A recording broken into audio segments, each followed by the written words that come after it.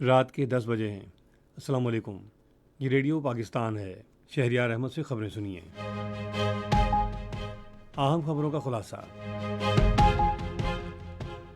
وزیر اعظم نے بے گناہ فلسطینیوں کی زندگیاں بچانے کے لیے فوری اور غیر مشروط جنگ بندی اور غزہ کا محاصرہ ختم کرنے کی اہمیت پر زور دیا ہے۔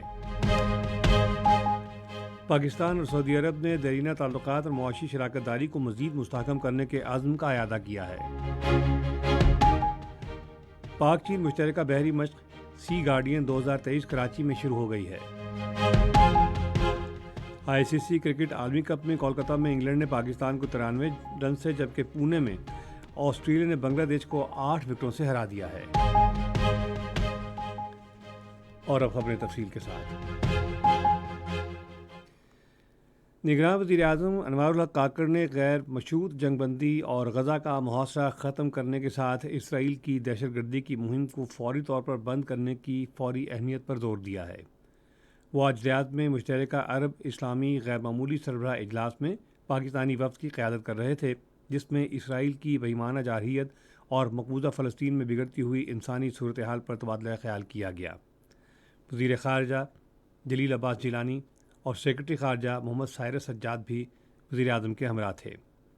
وزیر اعظم نے کہا ہے کہ غزہ کے لوگوں کے لیے مسلسل اور بلا تعطل انسانی امداد کے لیے محاصرہ ختم کرنا ناگزیر ہے۔ اسرائیل کی جانب سے لگاتار اور بہیمانہ جارحیت اور غزہ کے غیر انسانی محاصرے کی شدید مذمت کرتے ہوئے وزیر اعظم نے کہا کہ اسرائیلی قابض فورسز عالمی انسانی اور انسانی حقوق کے قوانین کی کھلم کھلا خلاف ورزی کر رہی ہیں۔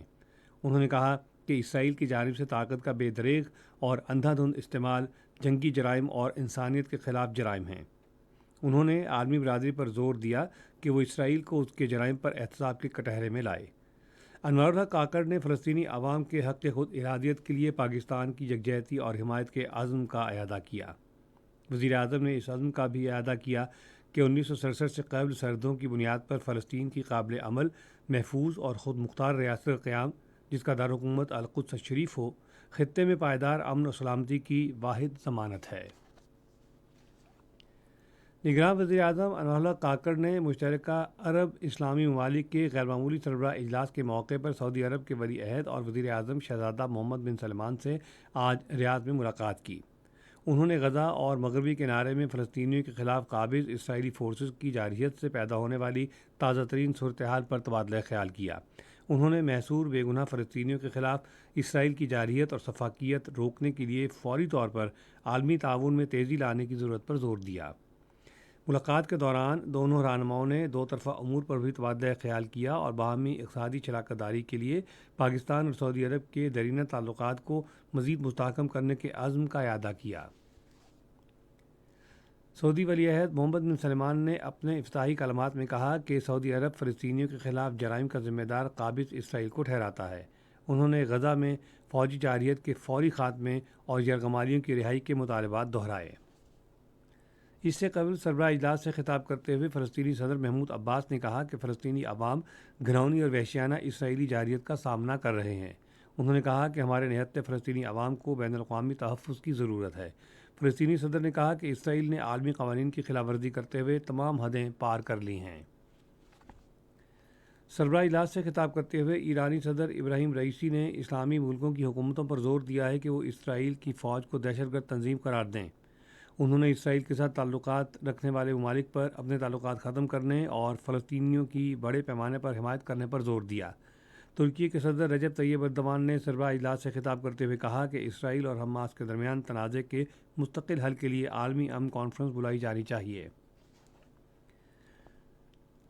پاک چین بحری مشق سی گارڈین 2023 کراچی میں شروع ہو گئی ہے، جس کا مقصد دونوں ملکوں کی بحری افواج کے درمیان باہمی تعاون اور آپریشنل صلاحیتوں میں اضافہ کرنا ہے۔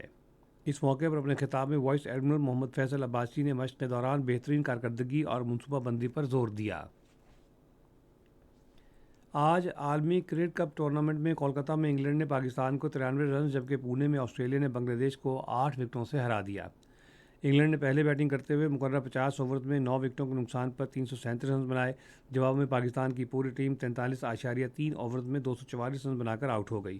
ایک اور میچ میں پونے میں آسٹریلیا نے بنگلہ دیش کو 8 وکٹوں سے ہرا دیا. بنگلہ دیش نے پہلے بیٹنگ کرتے ہوئے مقررہ 50 اوورز میں 8 وکٹوں کے نقصان پر 306 رنز بنائے. جواب میں آسٹریلیا نے مطلوبہ ہدف 44.4 اوورز میں 2 وکٹوں کے نقصان پر حاصل کر لیا. اسی کے ساتھ خبریں ختم ہوئیں. مزید خبروں اور تجزیوں کے لیے آئیے ہماری ویب سائٹ پر، پتہ ہے radio.gov.pk، اور فیس بک کے link radio Pakistan news official پر براہ راست ویڈیو سٹریمنگ بھی ملاحظہ کیجیے.